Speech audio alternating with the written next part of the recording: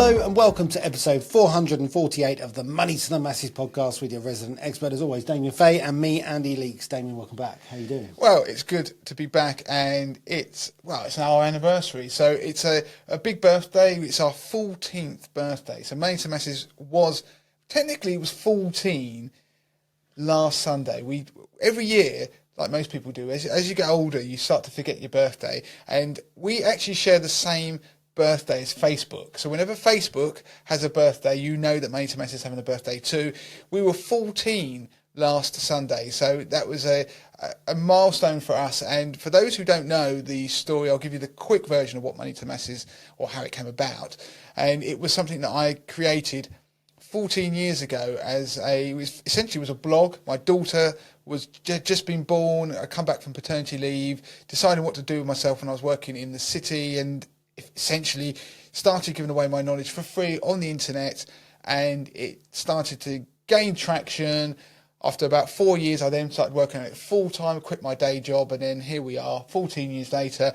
Money to the Masses towers. Andy, you work on the site. The rest of the team are working on the site as well. So we are a real family, but it's been 14 years, and it's every year it's still going. I still have a buzz for doing it. And it was good that you clarified that it's the Money to the Masses anniversary, because as you started that piece, I did think that we'd celebrated some sort of milestone together, you and I, Damien. Well, we did last year. We were 20 years that we'd known each other. That's true. So since we've been working, which 21 years. I don't know what that is this year. On that note, though, of the anniversary and birthday, it was amazing to receive an email, which I'm going to read out, from a listener, and actually somebody who does 80/20 Investor. And it is hard work doing what we do. We do a lot of stuff that's for free, this podcast, for example, and it's a lot of work that goes into it. And over the years, that it is nice to get the feedback and realise that we are having an impact on people out there, and we are making a difference. Because you have to realise, despite the fact that if you're watching the YouTube channel, you can see us doing this podcast, or you listen to the show every week, it is a one-way thing often. So we get feedback every now and then, and when you leave reviews, they do have a massive impact on us in terms of motivation. I'm just going to read this email out quickly. I'm not going to name the person, but they will know who they are when they hear this particular message. So the email said, "Hi Damien, I'd first like to thank you very much for the mug you sent ages ago to me. It is used regularly, not my favourite mug, but it's up there. It's slightly disappointing, but we'll gloss over that. But on a serious note, this morning I've started to sell the entirety of my shares and fund account to pay off my mortgage. From the advice you have given me through your portfolio, I've increased its value by around £12,000. And then the message goes on, but it finishes off to say that they are paying off their mortgage. So they're very happy that at age 36, that by the end of this month, they will be mortgage free. I cannot thank you enough for the advice and help that I get through your podcast and portfolio, and I do highly recommend you to others, but people think they always know best. Have a great day and enjoy your Sunday. You are greatly appreciated and change my life for the better." Now, that is an amazing email and feedback to get, because, as I say, it is really uplifting. So I got that email last week when the podcast had just gone out, and I realised it was our birthday. And that message, I don't think they would realise what a lift it gave me to receive something, to think, I have really made a difference, even to one person. And so all of these emails and reviews that you give us do have a big impact. I shared it with the team first thing on Monday, and it gave everybody a lift. So do please review the podcast.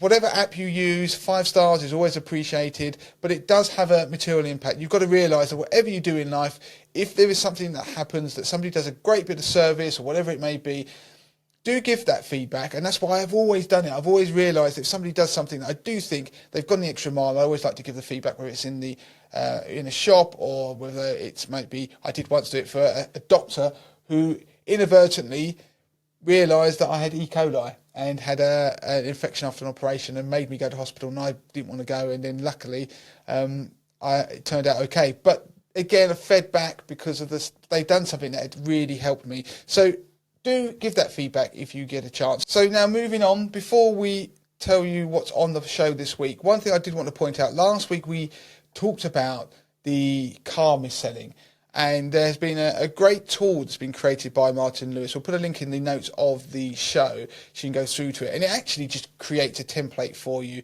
to be able to start the ball rolling on finding out whether you had possibly been missold, or find out information whether you've been missold car finance in the past. So I'll put a link to it. Go and use it if you're interested. Again, the details of what we spoke about last week are still true. And so we don't know there's going to be a widespread compensation event later in the year. We're still waiting to see what the FCA decides. Great. And then, so what have we got coming up on this week's show? 3 pieces as usual, I suspect. Yeah, so the 3 pieces, an investment piece. Now, I'm going to be doing a piece about managed ISAs. We're entering ISA season, and a lot of people, maybe if they're new investors, might be wanting to get involved in investing in a stocks and shares ISA to benefit from that tax relief. Or they may be an experienced investor and they do their own investing. They're DIY, they pick their own funds. I'm going to be talking about the performance of some managed ISAs out there from what are so-called robo-advisors. But even if you don't want somebody to run the money for you, the information I'm going to give you is going to give you a good benchmark about performance levels over the last 5 years, which you can then apply to your own self-run investment. So if you run your own portfolio, it'll be incredibly useful. And Andy, you're going to be doing the other 2 pieces, in fact. Yeah, so the first piece I'm going to cover is in regards to health insurance, specifically cancer and health insurance, because we've had increased interest this week. There's been stuff happening in the news, which I'm sure listeners will be aware of, and it's led to a few people to contact us and ask about health insurance and whether cancer is covered on that. So I'll be covering a piece that looks at health insurance, specifically cancer, and how the top insurers handle it. And the final piece of the podcast, we're going to be talking about cashback again. It's kind of the buzzword for me of 2024. I love cashback. I've been really getting involved with it.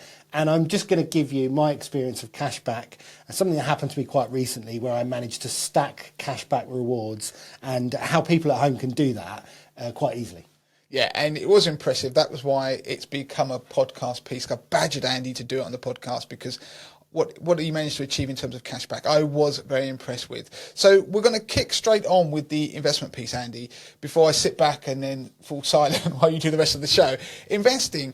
Okay, so there'll be plenty of people out there who may be looking to take out an ISA before the tax year ends, but there are going to be lots of people who are interested in a managed ISA. Now, I call it a managed ISA, but it's really a service where a robo-advice proposition, so we're talking about the likes of Nutmeg, maybe Money Farm, Wealthify, where you can go and pick a portfolio. They will then run the money for you. And so you don't have to worry about the underlying investments, whether you're investing in equities, bonds, or whether you're investing in American equities, all those sorts of things, they do it for you. And so the one key message really with investing is it's important about getting started and actually the contribution, so actually paying money in. The management part, you can now get that done by somebody else online cost effectively. So the wonderful thing about the world of money now compared to, say, even when we started this show nearly 10 years ago, the wealth of products, the range of services out there is very different. There is an amazing array of services out there, whether it's budgeting apps to investing. I mean, the ability to now that you can actually go and buy something in the shops and the spare change is invested for you is quite amazing. So there are lots of things out there. It's never been a better time to run your own money or invest it. So assuming that you want to go out there and invest, but you don't know where to start, some of these propositions are obviously a good first port of call. So what we did, or actually Andy did a lot of the analysis, crunched the numbers on the performance of some of the key robo-advisors out there. So Wealthify, Nutmeg, Money Farm. We also looked at the Vanguard Life Strategy Fund because it's a very popular one that people refer to. And so we looked at the different portfolios these providers have, and we went for the sort of mid-range, so something that was pretty moderate risk, and we looked either side of that as well. So the way we worked that out is looking at the equity content of portfolios. So as a tip, if you don't know the sort of range of or the amount of risk that a portfolio is taking, have a look at the equity content. So if you're looking at something that's only got, say, 20% equity in it, then that's relatively low risk because the other assets are most likely, if you check, invest in things like bonds. But we're looking at something that's investing around about 50 to 70% in equity. So there's a range there. A mid-balanced portfolio will probably have around about 60% equities and 40% bonds or alternative assets. And once you start getting above that, heading towards 70 and then 80%, that's when you're getting into the much higher risk end of the spectrum. So we looked at the range of portfolios around that mid-level. We looked at the portfolio's equity content to be able to compare apples with apples. So by that I mean, the issue is if you look at the performance figures just of all the different portfolios that the providers issue, it's hard to compare like with like, because some providers have 10 portfolios, some people only have maybe 5 or 7. So what you need to do is, if this is a tip generally, if you're trying to pick any ready-made portfolio off the shelf, whether it's one of these robo-advice propositions or something like Vanguard, look at the equity content, because you want to make sure that you're comparing two portfolios that have a similar equity content, because over the long term, something that has a higher equity content should outperform one that's got a lower equity content. We're talking about over the long term, because you're taking more investment risk. Over different time periods and the shorter time period, the one with large equity content could obviously underperform the one with a lower equity content because stock markets crash. So what you want to do is make sure you're comparing like with like. So we did that and we produced a table. We're going to put a link to the full article about the best performing stocks and shares ISAs in the market. We're going to put a link to that in the show notes so people can go and have a look at it and go through the analysis themselves and take their time, because I'm not going to go through all the numbers on the podcast. It'd be pretty dull and it would be quite hard to follow. But after looking at the equity content on all the different portfolios, we picked our list. We then sort of bunched them together in ones that were comparable. But what we also did, we are at the stage now where these propositions have been around for more than 5 years. So one of the issues when we go back, say, 5 or 6 years, they're all new and you didn't know whether they're any good. Now you can get some decent length in terms of past performance. So we now have the figures that we've crunched for the last 5 years. We've looked at each individual calendar year, but we then looked at the annualized performance over that 5-year period. So when I say annualized performance, what I mean is, what would the total return you got over the 5 years, what did that equate to on average that you got each year? And so you can compare those. But what's important is not just looking at a destination, so what somebody made over a period of time, is to look at the performance in different calendar years as well. So the reason I say that is because 2022 was a terrible year for investing. It was one of the worst on record. So bond markets crashed, equity markets crashed. And one of the big things in investing is to try and limit the drawdowns that you have, because then you limit the downside, because you have to remember that if you lose 50% of the value of your portfolio, that portfolio has to gain 100% just to get back to where you were.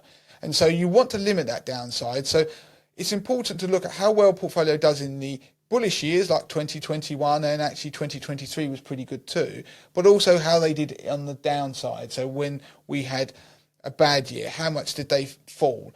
And that gives you a hint about how you manage risk. Now, I have talked about on the podcast previously about different metrics like alpha and beta and Sharpe ratios, when you can look at those to give a very statistical analysis of how a manager performs and manages risks and actually makes the most of the risks they're taking.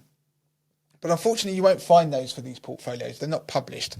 So the best thing to do is look at how these portfolios fared in different years compared to each other. But rather than go through all the details, I'm going to give you some highlights. And for individuals out there who are listening and they run their own money, what I want to do is give you some benchmarks. So, for example, last year, if you looked at the typical portfolio across these different providers that I've mentioned, and you looked at one that had an average of about 60% equity exposure, then in 2023, they made roughly 10%. The average was 10.17%.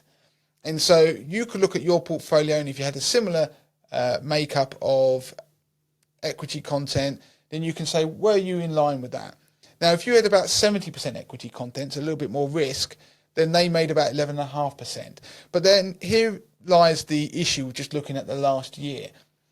If you look at 2022, both of those different equity exposures, so the 60% and the 70%, they finished down just over 13%. So they were down at that point. That wouldn't have been their low. That was even after some sort of recovery. They were down 13% that year. Now that shows you that if you just looked at 2023, then you might sit and think, oh, my portfolio maybe only made 5%, 6%. But if you only fell 4% in 2022, you'd be sitting on a profit across those 2 years. And interestingly, when I went across a range of portfolios for the different providers and looked at these mid-range ones, there was only actually one of the portfolios that we looked at that across 2022 and 2023 as an entirety, that 2 year span, there was only one that made a profit. So they dipped. They might have made lots of money in 2023, but they dipped to a larger extent in 2022, but they hadn't recovered those losses. So that is something interesting. If you are an investor, if you are sitting on a profit across basically the last 2 years, and especially those 2 calendar years, you've done well. And it isn't all about what you did in 2023. So that's why we look at the annualized returns. If you're looking at the 5-year annualized returns for a mid-range portfolio, if you're on about 5.5% annualized returns, you're making 5.5% on average a year over the last 5 years, then you are broadly in line with these professionally run portfolios.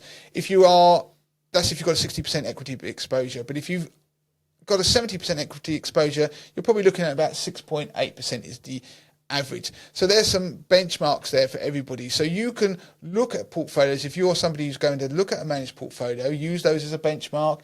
If you're someone managing your own money, you can say, well, how have I done? And you can use, again, these as a benchmark. Are you beating the services that are out there for the people who want to have somebody manage the money for them? So you're beating the professionals. Are you doing that? So it is also interesting, if you look at the data, there's quite a wide range of returns across all of them. The most we saw was about an annualized return of 7%. That was from a Wealthify portfolio, actually, an SRI portfolio. This is one of the ethical portfolios. So that's something that people might want to look at. And again, there was other ethical portfolios that seem to manage risk quite well. Money Farm had one in there. So I'm not going to go through them all. It's not a promo. You can look at the data. We'll put a link in the show notes. But what it does do is it gives you a benchmark. It gives you some analysis to look at when picking a provider. And overall, one message I would say is that it's most important of all that you invest, that you get started, because the range of returns are fairly tight if you look at the numbers. There aren't any complete disasters. So there isn't anybody out there who say, let's say the average, as I mentioned, was about 5.5 to 6%. There was nobody who did 1%. There was no one who did 2 or even had negative numbers. So they run things in a very similar way with similar equity content and alternative assets. So they're all probably using very similar ETFs. So there'll be ETFs that track maybe the US stock market. So the way they're constructed gives you some element of confidence. So the main thing is you go out there and pick one and start using them. And of course you can change providers as well going forward. And I also happen to this week be looking at my own portfolio that I run on 80/20 Investor, and it was interesting to see that I've just hit its own milestone. It hit a new all-time high in terms of profit, and the 50k portfolio that I've been running for nearly 9 years now is now actually, I shouldn't call it the 50k portfolio anymore. I should call it the £80,000 portfolio, because it's now worth just over £81,000. So it's got a 62% profit. So, I mean, I'm incredibly pleased with that. But on that portfolio, if you want to take out a free trial of 80/20 Investor, you can see the data. But I was able to analyse all those different metrics that I mentioned, Sharpe ratios and Sortino ratios, and I could look at see how that portfolio would have performed if it had been in the typical multi-asset sector. So that's the mixed 40 to 85% share sector, the unit trust funds. That's where you'll find most multi-asset funds, like the Vanguard Life Strategy 60% fund and the 80% equity fund actually is in that same sector. And not only was the return good of my portfolio, and I'm very pleased with it, but the metrics for the risk management were also among the best. So across every one of those metrics, it was in the top quartile, and in some instances, there are very few portfolios that beat it in terms of risk management. So I'm pleased. The journey is as important as the destination, is what I'm trying to say, because obviously you can just take incredible amounts of risk, and hopefully over the long term, you'll be rewarded. But it's about the volatility, the ups and downs in between. And of course, my portfolio did very well in 2022 on a comparative basis. I don't think it lost more than, I think, 5% at its worst point compared to some of the numbers I said earlier. So it was nice to get that message I mentioned in a nice circular reference to the review I had earlier on, to see that it made a difference to people, because I do put a lot of effort into it. So there you go, a nice piece for the ISA season as we head towards that deadline. So if you're interested, there's a link in the notes of the podcast and the YouTube video where you can go and look at the performance data. But it isn't just about performance. It's also about the services these propositions offer, cost. The numbers I talk about actually take into account all the fees. So do bear in mind costs, do bear in mind the customer service, for example, and not all of these propositions will offer the products you might want, like junior ISAs, like lifetime ISAs. They might not allow you to be able to invest in other things, which, again, if you want to invest in other things, then you have to move away from managed ISAs, but it gives you plenty of food for thought. And if you are considering investing in an ISA for the first time, there are offers available for taking out ISAs as well. So what I'll do is I'll pop in the show notes a link to an article where we've pulled together all the best cashback, fee-free, all of these kind of offers, and we'll put that in the show notes as well. Yeah, it's great. We should always mention that, because we pulled together that analysis, and there is also that analysis for pensions, isn't there? So we've done it for pensions. So there's lots of cashback offers. It's very unusual, because in the past, there were never many cashback offers in the industry, but now they've become the norm. So if you are taking out a stocks and shares ISA, or you are taking out a pension maybe this year, then do look. There's plenty of decent cashback offers. Most of the pension ones are related to transfers. Yep. So you might have an existing fund, but some of them are paying very generous amounts, up to £1,000. So it's worth having a look if you are considering consolidating or moving your pensions. Great stuff. So let's move on to the next piece of the podcast then. And we're going to be talking about health insurance and cancer. Now, it's one of those topics that we don't like to talk about, but we all know someone, sadly, who has been going through a cancer diagnosis and treatment.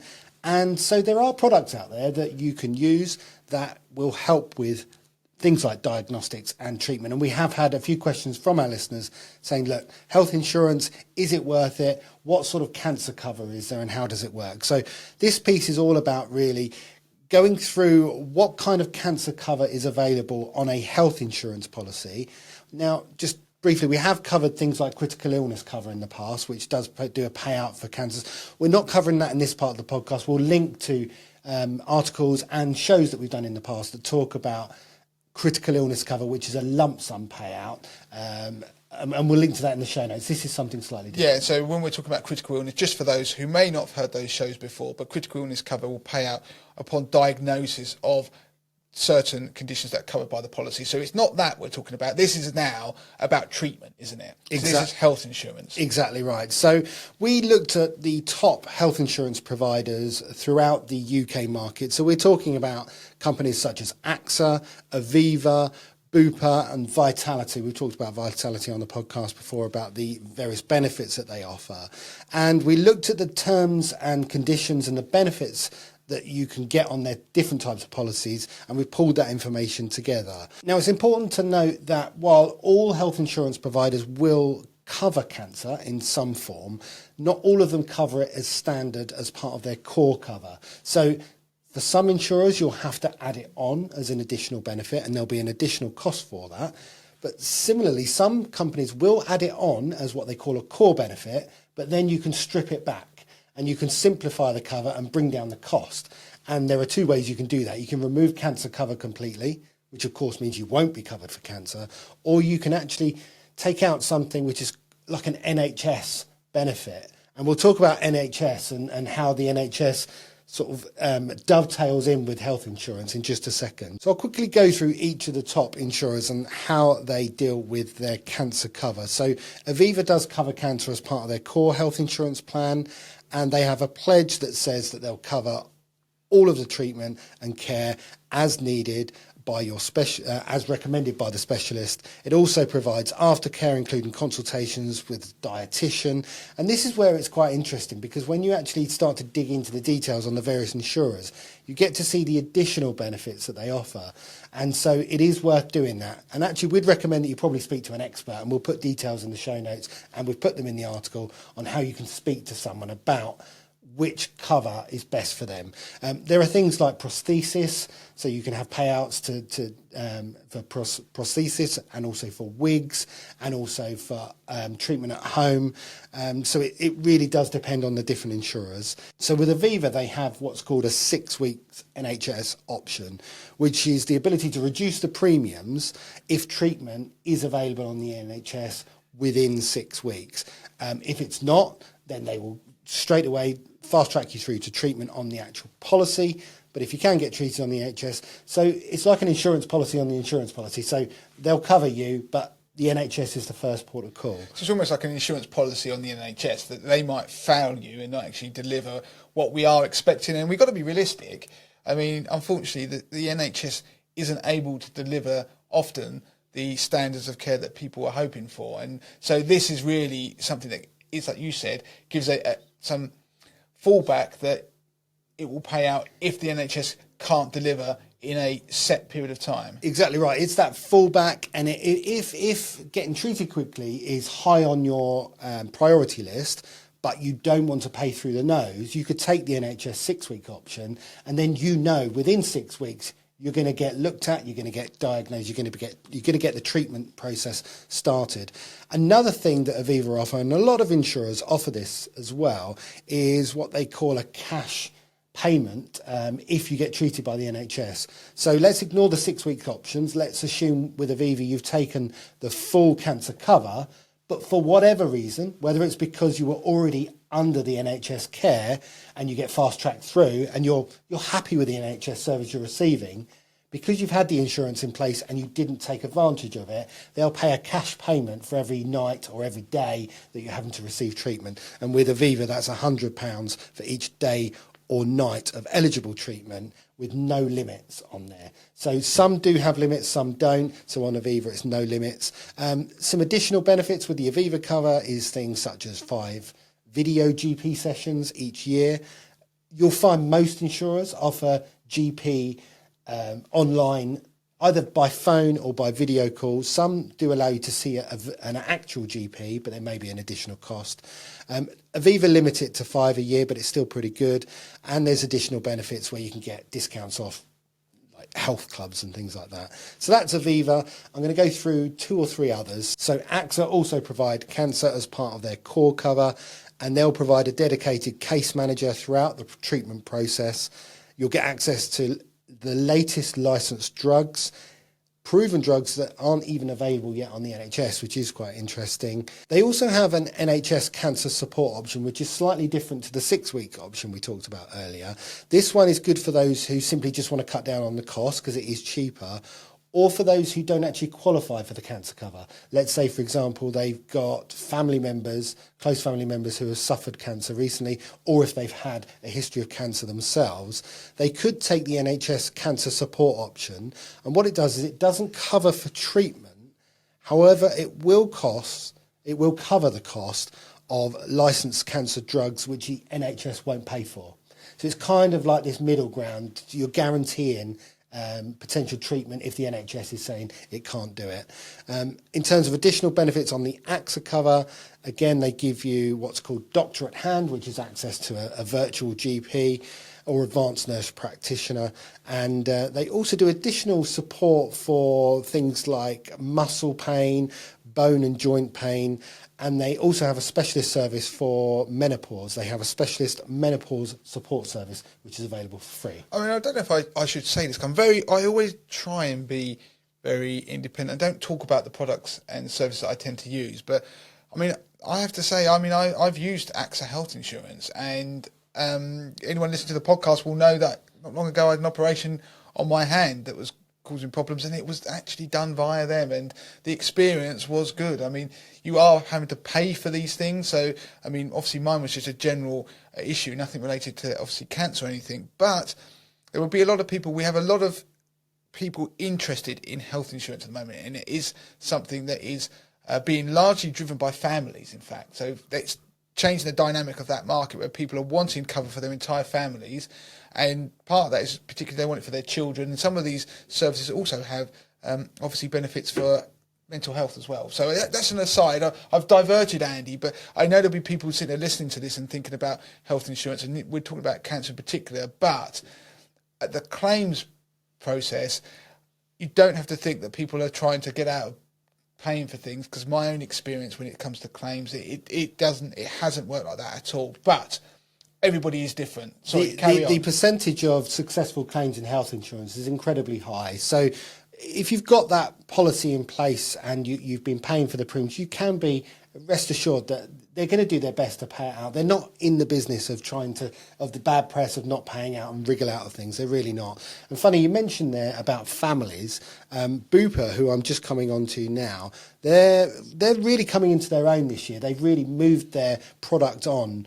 And one of the key benefits of taking out a Bupa policy, if you want to involve your children within your policy, is they'll only charge for one child, irrespective of how many children you add to the policy. So it becomes quite cost effective. So it becomes like those holiday packages where you get the second child goes free. Exactly that. So Bupa, in terms of cancer cover, they automatically add it as part of their core service, but you can remove the full cancer cover from the policy. So it's kind of added in at the start and you have a price, but then you can opt to take that out. So if you want to save on costs, you can do that, but obviously you won't be covered for any cancer-related issues. Their full cancer cover ensures that you have access to any cancer drug in the UK that's licensed for the condition, even if it's not NICE approved. NICE stands for the National Institute for Health and Care Excellence. It's the kind of the standard in the health industry.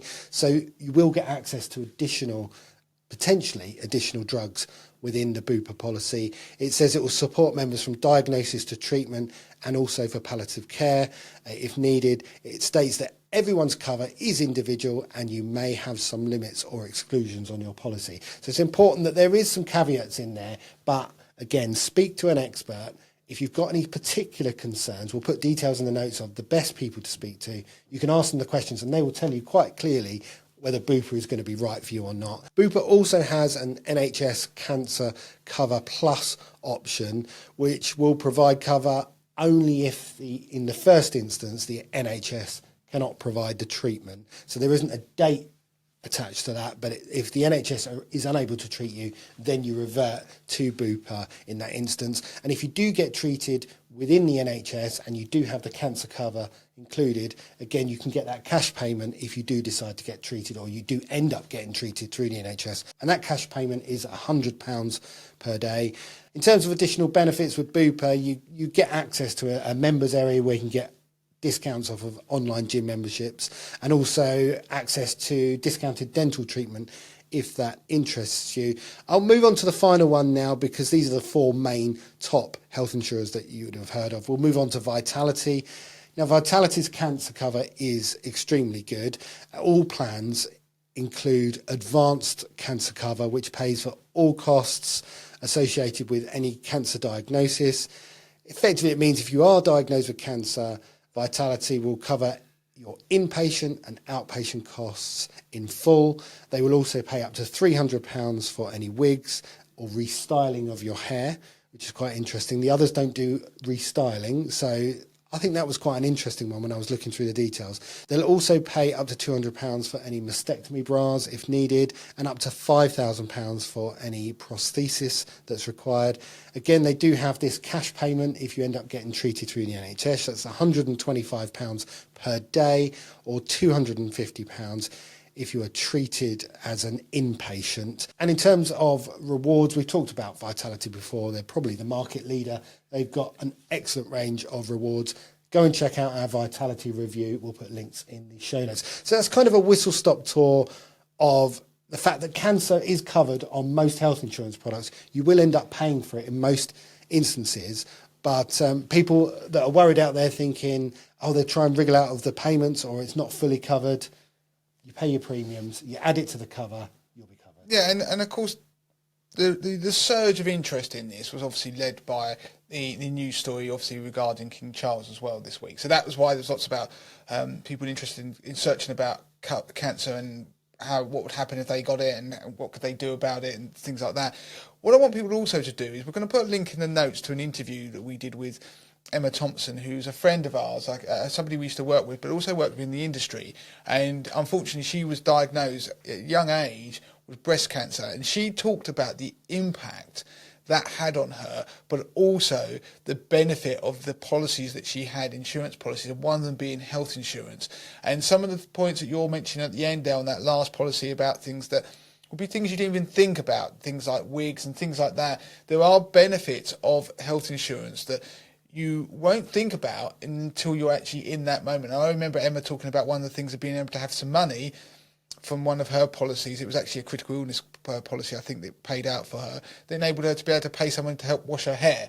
And it's those things that you don't think about, how your life will be impacted. The message is there are insurances out there that can be tailored to your budget, and it's something that we're probably all going to have to face at some point within our families. The other thing to mention is that you may have heard all this and think, well, I'd like to have a conversation with someone about what are the possibilities. Now, we can put a link to, in the notes of the podcast, to a specialist who you can talk to. So someone we trust is actually somebody that I've personally used, a service that looks at all of the market and will review the policies each year for you as well and tailor the solutions to you and your budget and your family. So it's worth having a conversation. We'll put a link in the notes. It does help support the podcast as well. It doesn't make any difference to what you pay ultimately, but it does help keep the Money to Masses podcast free as well. But the main message is have the conversations with your family. There are policies out there that can cover things that can be tailored as well. It don't have to be expensive. So it's something to bear in mind. I think it's an excellent piece, Andy. So that then moves us on to our final piece of the podcast, which is in relation to cashback. Yeah, we're going to be talking about cashback. Now, we covered cashback a few weeks ago in the podcast, just before Christmas, actually. We mentioned one of the cashback apps in particular. In fact, we mentioned two. They were Jam Donut, and also Hyperjar was another one that introduced some new cashback vouchers. Now, cashback vouchers and gift cards are becoming a very popular thing. Essentially what they do is they enable you to buy vouchers in advance of you then using those vouchers almost as cash. So I'll give you a scenario. You're walking down the high street, you pop into one of your high street favourites, let's say, I don't know, it's Primark. You know you need to go in there and you need to spend £60 on, I don't know, a coat and a nice top. Before you then go in and pay on your debit card or credit card in the usual way, you simply go into the app, you load up £60, you buy vouchers within the app, and then use that voucher in store. It can be that quick. In the space of 2 minutes, you could have downloaded the voucher, paid for it. But crucially, by doing that, through the app, you would have earned a percentage of cash back. I think at the moment, Primark, something like 8%. It's decent. So you earn the money in the app straight away as immediate cashback. That cashback can then be spent straight away on other vouchers, or you can withdraw it as cash once you've gone over the. I think you have to get about £10 before you can start withdrawing the cash out. So suddenly, with apps now giving you access to these vouchers really, really quickly, and they have lots of partners available within these apps, you can very quickly go to a high street and suddenly be paying for your coffee via cashback apps. You can then be going in and buying some clothes via cashback apps. You can then go to the local McDonald's or restaurant and earn cashback. Cashback. And what I managed to do recently is use my cashback app of choice. At the moment, it is Jam Donut. And before you carry on, Andy, as you mentioned, I think that we've done a review on it on the podcast, and we talked about it a few months ago. We'll put a link to in the notes of the podcast just so people can go through and listen to it in a bit more detail how it works. Yeah, absolutely. And I've been doing this since we did the podcast back in November, and I built up a significant amount of cashback within the app itself. And so last week I was in the market for a new major appliance. I've upgraded my washing machine rather begrudgingly to a washer dryer. I never thought it would happen. I've always been told these are bad things because there's two things in one appliance, so it's going to go wrong. I know it's going to go wrong, but hey, here we are. I'm buying a washer dryer, and as you probably know, Damien, and listeners know, it's not a cheap thing to buy. So I knew I was going to have to spend at least £500 on this thing. So I started to research the internet, and then I remembered I've got my vouchers and I've got my Cashback app. What can I do to maximise my cashback? So I went into this mindset of not just earning some cashback through Jam Donut, which I'm used to doing anyway. Is there another way? Can I use my experience through the work that I do, but also my frugalness to try and stack up as many of these cashback offers as I could? And I managed to do it. I actually managed in the end to get 5 different styles of cashback in different forms stacked up onto this one purchase. So I'll quickly go through it. So the total purchase price was about £550 once you included delivery and services like installation and things like that.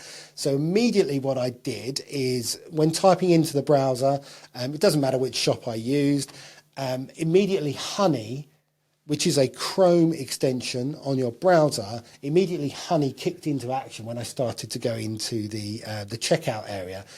And Honey is, if you don't know, just briefly, it's a Chrome extension. You can also just use it as a normal website which you log into, and you can manually search for codes. But as the Chrome extension, it will automatically search for you for voucher codes throughout the whole of the internet, and it will test them in the checkout while you're there.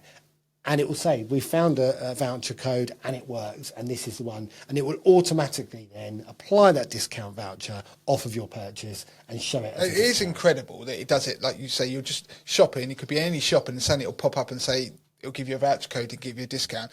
If you use Chrome, if you don't download Chrome browser, start using it. As I'm sitting here, actually, I'm on my laptop while we're doing this podcast. If you go up to the settings, the 3 dots in the top right-hand corner of the browser, and you go down to extensions, you will see there's something there that then pops up, manage extensions or visit Chrome Web Store. If you go into that and then you type in Honey, once you go to the visit Chrome Web Store option, you can then download it. It's free, and then it will start to work in the background. Yeah, and if you go to the Honey website and you've got Chrome, there's another way you can do it through the Honey website, and you click on it and it will add it to your Chrome that way. So there's a couple of ways you can do it.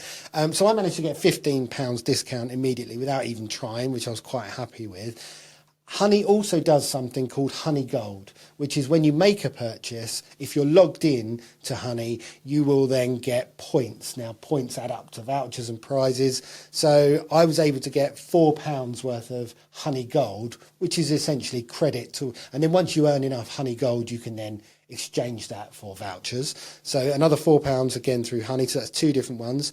I then went into my cashback app of choice, which is Jam Donut, and selected the retailer who was on there and made a purchase of, I think it was about £250 worth of vouchers. Actually, a tip on that, if you are doing this straight away to use your vouchers to spend straight away, great. You're not going to be in full foul of the rules about expiry. So do be careful when you're buying vouchers. Do make sure if you're buying them that you're buying them with a view to using them before they expire, because that is how really the vouchers system works.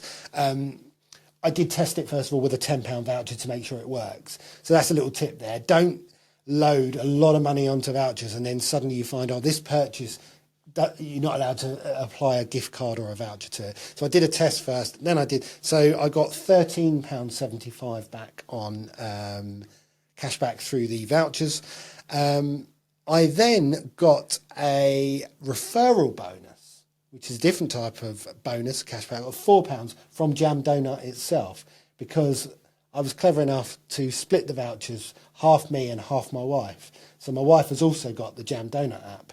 So if you've got a friend who wants to take out the Jam Donut Cashback app, you can refer them. There's a referral code in there.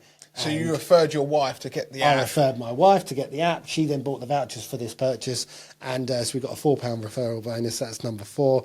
And then the remainder of the purchase, I did decide to put on a credit card. There's various reasons why I did that. Mainly because of consumer protection, the Section 75, we'll link to that in the show notes.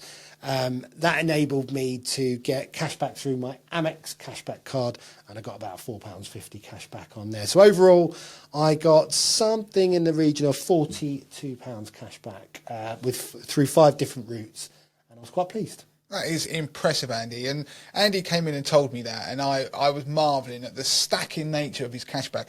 Jordan Cox, who's been on our show and a friend of mine to the masses, will be in awe of what you managed to achieve. Now, I mean, we will put a link actually to all the things that Andy talked about in the podcast, all those different apps, etc., so you can go and have a look at them. But I mean, I've never been one for cashback. I'm not going to lie. What was also good about that, there wasn't a top cashback in sight in what you did, because I remember I had top cashback and used it once upon a time, and they didn't. Well, the retailer rejected and there was no reason why it did. When I appealed, never got the money back, and I kind of fell out of love before it even started with the idea of cashback. But I have personally started to use credit cards to get cashback. Now, I've always been somebody who's been a little bit averse to using credit cards for cashback, because I do think there is an incentive that's in there for people to use credit cards to gain cashback, and there is almost an element, not gamification, it's probably the wrong word, but something where you start looking at, how much cashback am I making? And really, I think I'm at the point now where I obviously am fully in charge of my finances. I clear my credit card at the end of every month, so I don't accrue any debt. And after doing that for a number of years, it just became ridiculous, the fact that I wasn't actually using it for cashback. So my message is, if you're going to use a cashback credit card and you're very disciplined, fabulous. But I think I needed to, obviously, after proving to myself for many years that I'm fully capable of having cleared debt, not accruing anymore, and our lifestyles were working like that, then it just became ridiculous that I wasn't actually using the cashback credit cards. I'll put a link actually in the notes again. It's going to be quite a lot of links this week, but to the our review of the best cashback credit cards out there. To be honest with you, it's a choice between a couple of Amex cards, to be quite truthful. So I have, Andy, you'll be pleased to know, started to get onto the cashback wagon, but I'm not quite in your league. So I've got some work to do, but hopefully I will one day be able to tell you a story of how I managed to achieve something very similar to you. I would absolutely love that. Just the final thing on gift cards and cashback vouchers is one thing to be mindful of, is if you end up needing to take that product back or send it back or refund it for whatever reason, often the refund policy will be you'll be given vouchers in return. So do make sure that if you're making a purchase that you definitely do want it, because you could end up with hundreds of pounds worth of vouchers on a faulty product. And if you've fallen out of love with that retailer, it will make it quite difficult for you to try and spend that amount of money with them again. Yeah. It's just a word of warning. Of course, there are, obviously, as Andy's mentioned, drawbacks, all these things he mentioned already about the expiry of the codes themselves, the vouchers themselves. And obviously the other thing is, if you're accruing cashback, you have got to be obviously reliant on the fact that the app is going to be in existence in the future, so make sure you withdraw your cashback and don't just leave it piling up. So Andy, that is it for this week. As ever, if you enjoyed the show, please do leave a review. I mean, I begged almost at the beginning of the show, please leave a review, 5 stars please, via any app of choice that you use to listen to the show. We'll be trying to give away some mugs. I'm feeling quite generous given it's our 14th birthday. For those of you out there who are waiting mugs, or awaiting mugs I should say, I will be honest, I've still got them on my desk, and I've got to get to the point where I've sent them away to people because I've got to visit the post office. So they are going to be with you at some point in the not too distant future, I hope. Do follow us on socials. One point of order, I've just remembered before we finish for this week, we're going to have a break next week. It's half term. Yes. We're going to spend some time with our families. We don't normally have a break this early on in the year, but it does mean that we'll be fresh and raring to go when we come back from that. We don't normally have a break this early in the year, although we did have one, the week before when I wasn't very well. So we've already broken that. This will be the second time. But, as I say, we'll be raring to go. In fact, I think next week I'm going to be spending time with the family, but also decorating, which is slightly disappointed. But as I say, follow us on the socials, usual ones, Instagram, Facebook. Don't forget the Facebook group is facebook.com/groups/money to the masses. And obviously we're on Threads as well, though I'm trying to do a bit more on social media this year. I think we're trying to do a bit more than we have been in the past, because it'd be quite nice to do something a little bit different. I think I'm going to find myself with a little bit more time to do it, particularly YouTube. So do follow us on YouTube. There's a lot of content on YouTube that doesn't make it to the podcast. So, for example, this week I've looked at the best business bank accounts, done videos on that, latest interest rates. I've done a review on the best business bank account. So there's all this sort of stuff that appears on our YouTube channel that won't appear on the podcast because it may be a little bit topical. So do bear that in mind. And we do review a lot of products on there as well. And make sure if you've got a comment or question about this week's show or ideas about future shows, then do make sure you comment on those YouTube videos that are going out and the YouTube podcast channel as well, because that's a great way for us to be able to have a conversation almost and respond to your questions. So that is it, Andy. That's it. We are done. Until next time. Until next time.